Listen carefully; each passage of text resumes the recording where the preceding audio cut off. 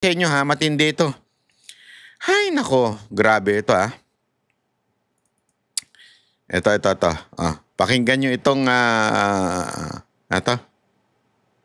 Siyempre, sasabihin po ng mga supporters po of the Dolomite Project ay, what are you talking about? We are talking about 300 million versus the entire flood control controversy daw, hindi ba? Pero again, alam po ninyo, yung mga flood control, hindi umaabot ng 300 million yung iba ron. Hindi.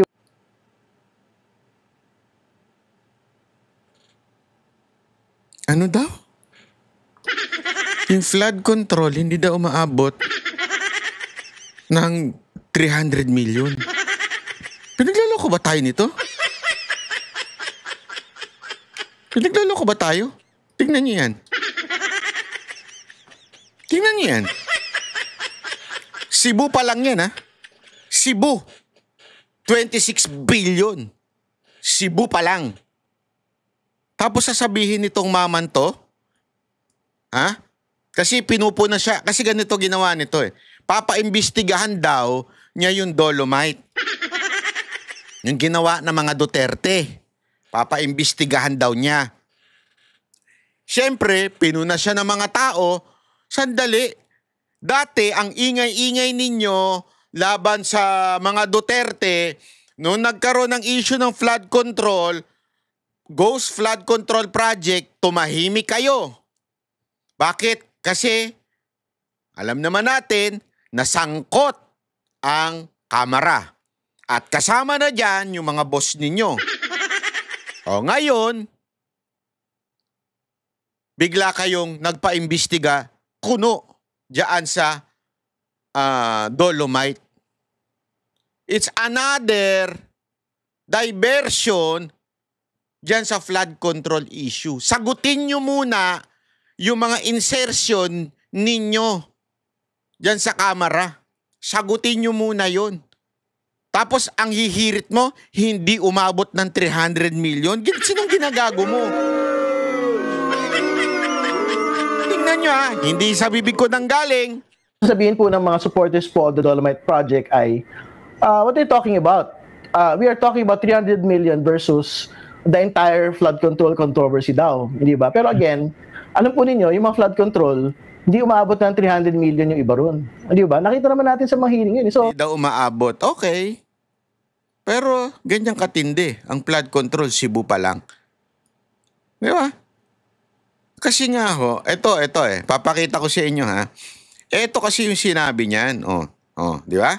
Tapang-tapangan. Wala akong pakialam sa trolls. Kabahan na kayo. Bakit kakabahan yung trolls? Una-una, ang mga Duterte supporter, organic. Ever since organic yan.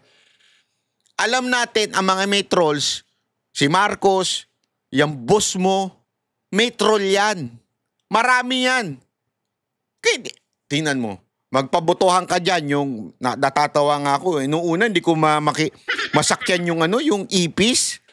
Tapos si Marcos, iniisip ko, ano ba to? Wordplay ba ito? Ipis, Marcos. Yung pala, botohan. Pag ipis, puso, pagka, kunwari, si Marcos, like, ganyan. Abay, walang niya. Mas gusto pa ng tao yung ipis kaysa kay Marcos. Organic yun eh. At pag tinignan nyo yung mga pangalan, hindi sarado mga ang mga profile. Di katulad na mga pumupuri sa mga government Facebook account na puro sarado profile. Ito sabi niya, wala akong pakialam kung ano man yung troll attacks. Kahit araw-arawin nyo ako, kahit oras-oras, minuminuto kayo maglabas ng troll attacks dito sa Dolomite Beach Project. Imbestigahan po na ito. Ituloy ang hearing sa November 70. So kabahan na kayo. Ayan na naman sila. Idadamay na naman nila taong bayan. Baka mamaya idamay nyo na naman yung mga vlogger. Tapang-tapangan na naman kayo. Ganyan kayo eh. Pag napupuna kayo, gagamitin nyo yung, aabusuhin ninyo yung kapangyarihan ninyo. Magtatawag kayo ng mga vloggers. Ganyan sila eh. Ang tatapang niya mga yan porket meron silang immunity dyan. Tapos sasabihin nyo na naman, bayaran ng mga vlogger kaya pinopromote ang Dolomite. Sino ba naman ang tanga na mas gustong madumi yung Dolomite? Hindi, sorry Meron mo ba ditong nanonood sa atin na ako, mas gusto ko yung dating Manila Bay. Gusto ko yun. Yung mabaho, yung maraming basura. Yan, mas gusto ko yun. Mas gusto ko yun. Mas maganda sa paningin yun eh. Yung maraming basura. Yung kadire, may mga tae. Yung may mga plastic, may mga basura dyan. Mas gusto namin yun. Ayaw namin yung malinis. Kasi masakit sa matay malinis eh. Sinong tanga ang ganon? Kasasabihin na naman nila, binabayaran kayo, kaya nyo pinagtatanggol yung ginawa ni Duterte.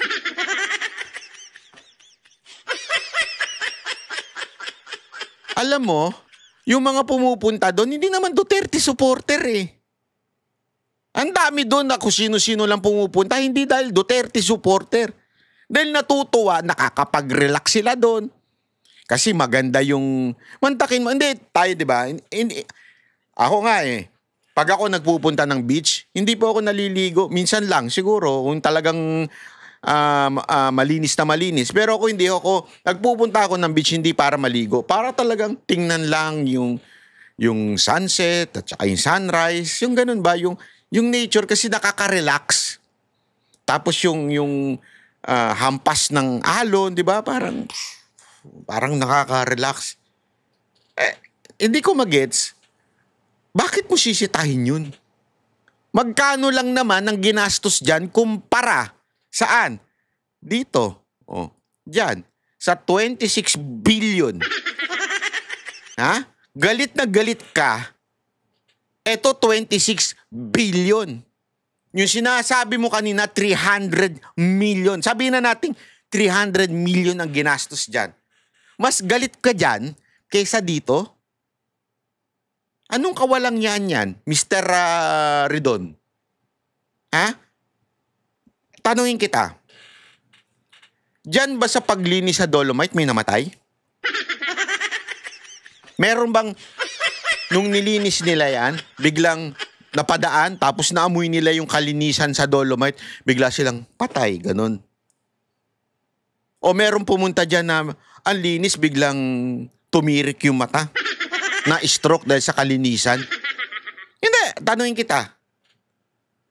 Pero yan ang paiimbestigahan mo. Pero dito, sa 26 billion, alam mo ilan ang namatay dyan?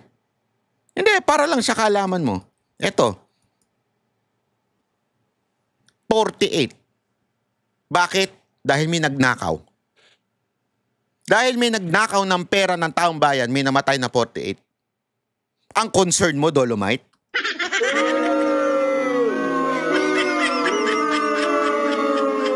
Hindi walang matinong tao, walang matinong tao na magsasabi na imbestigahan na natin yung Dolomite. Kasi nakamamatay yan. Nakakamatay ang Dolomite na yan. Dahil dyan nasisira ang ekonomiya ng bansang Pilipinas. Dahil dyan nasisira ang imahe natin sa buong mundo. Nakakamatay ang Dolomite. Kaya imbestigahan na natin yan. Hindi, isipin nyo na mabuti yon. Walang matinong tao magsasabing ganun. Pero dito, dyan, sa 26 billion flood control, eto andyan nang namatay 48. Baka akala ninyo 48 lang yan. Hindi, tao yan. Taong, ewan ko kung nalunod, nadaganan, dahil sa mga gumuho, dahil sa baha. Pero namatay ang mga yan dahil may nagnakaw na mga government official na supposedly sana maliligtas sila dahil 26 billion ang budget sa flood control. Mas concern ka dito sa Dolomite? Kaya tuloy inaakusahan kayo ng tao, tapos sasabihin nyo troll lang sila. Inaakusahan kayo ng tao na namumulitika ka. Tapos sasabihin mo troll? Ano ibig mo sabihin namumulitika? Because you know why? This person was fired by Duterte. That's the truth. this person was fired by the Duterte. Kaya ganyan yan. Hindi ako nagsabi niyan ha. Baka sabihin ninyo, eto, panoorin ninyo. Ito to, baka sabihin nyo, may ebidensya tayo lalabas. Oh. Mga mahihirap ang layong tulungan ng Presidential Commission for the Urban Poor o PCUP. Pero ang chairman at 4 na commissioner mismo nito, maluho raw sa junket o pagbiyahe abroad. Hindi rin daw sila nagmi-meeting, kaya sinibak sila kanina ni Pangulong Duterte para daw ipakita na seryoso ang kampanya. Ayan, sinibak. Mantakin mo yung PCUP. Ito yung PCUP, ginawa yan para sa mahihirap. Ano ginawa? Namasyal.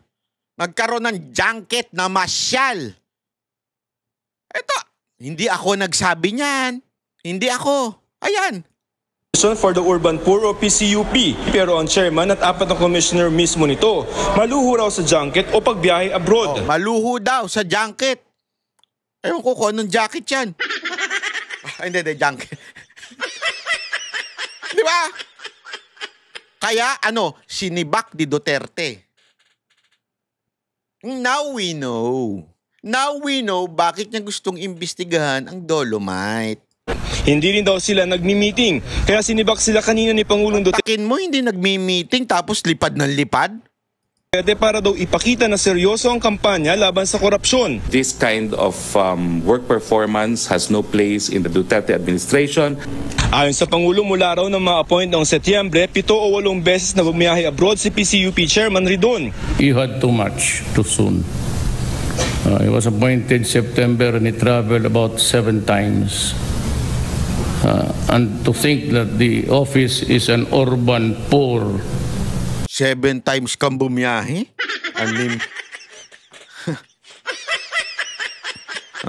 Alam niyo na kung bakit nagwawarla ito sa Dolomite.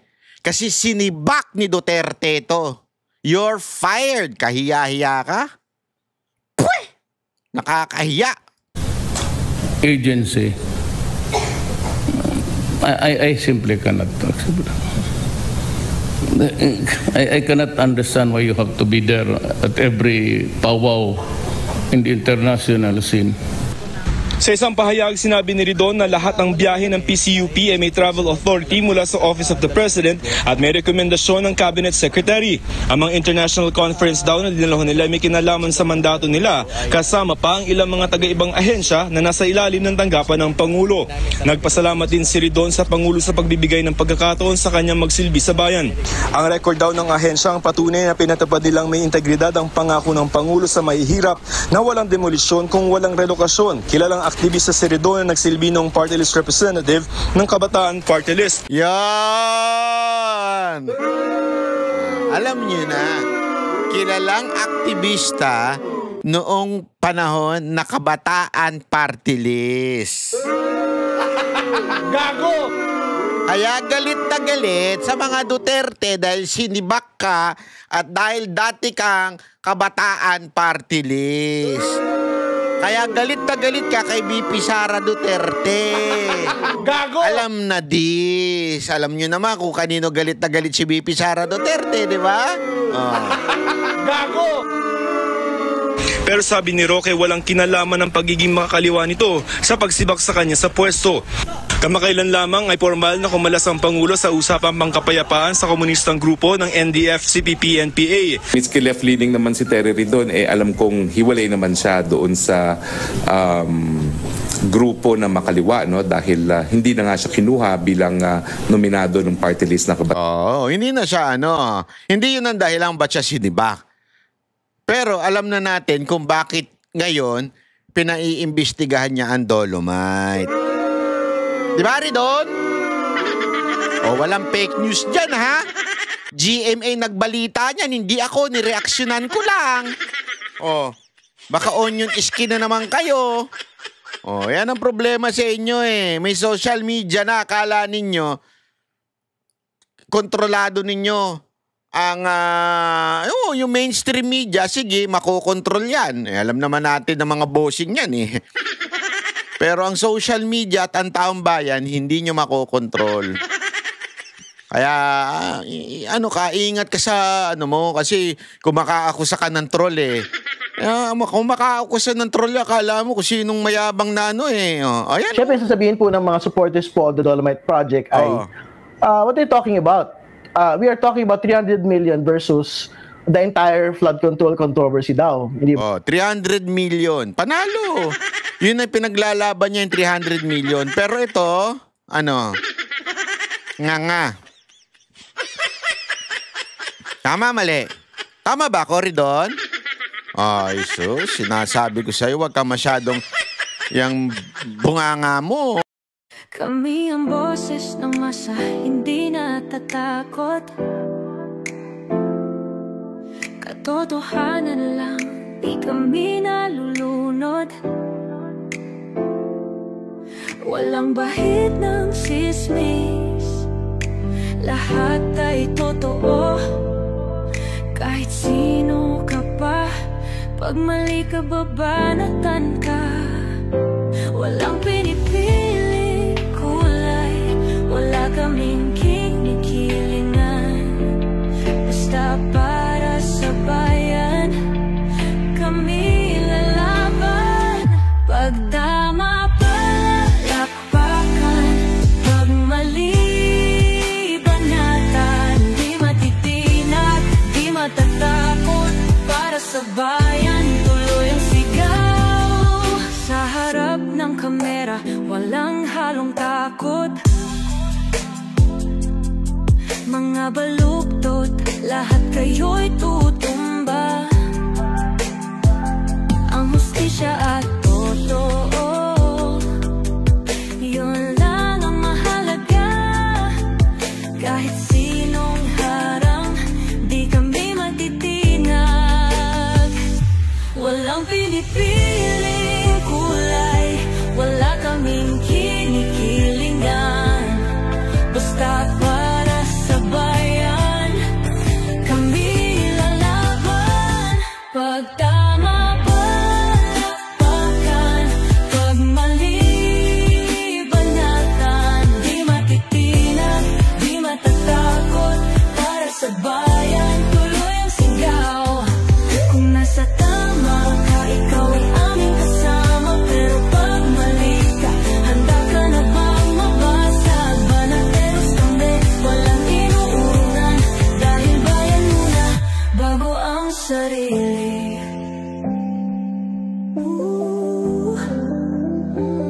Bago ang sarili.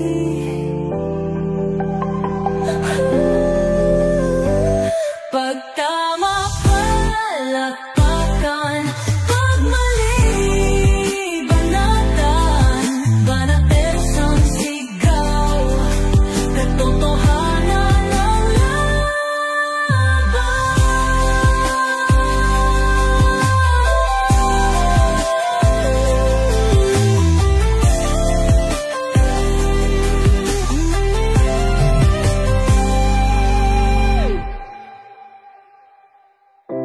Sa harap ng kamera, walang halong